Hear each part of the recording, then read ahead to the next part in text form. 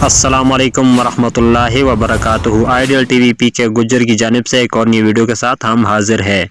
پاکستان کے دو super star کھلاڑی نے پی ایس ایل چھوڑنے کا فیصلہ کر لیا ہے۔ پاکستان کے دو سپر سٹار کھلاڑیوں نے پی ایس ایل چھوڑنے کا فیصلہ کر لیا۔ پاکستان قومی کرکٹ ٹیم کے سے ریٹائرمنٹ لینے کے بعد کئی سالوں تک Pakistan senior cricketers Pakistan super league کا حصہ رہتے ہیں، مگر اس سے دفعاتی تاریخ رقم ہو جا رہی ہے۔ ذرائع کے مطابق پاکستان قومی ٹیم کے سینئر ترین کرکٹر شعیب ملک اور قومی ٹیم کے سابق سینئر کرکٹر محمد حفیظ نے پی ایس ایل 2023 کے بعد پی ایس ایل میں مزید حصہ نہ لینے کا فیصلہ کیا ہے۔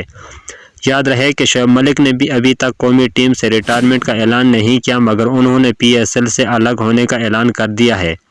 ذرائع کے مطابق ذرائع سے معلوم ہوا ہے کہ پی ایس ایل 8 کا آخری سیزن ہو سکتا ہے۔ شعیب ملک اور محمد حفیظ کا یہ آخری پی ایس ایل ہے۔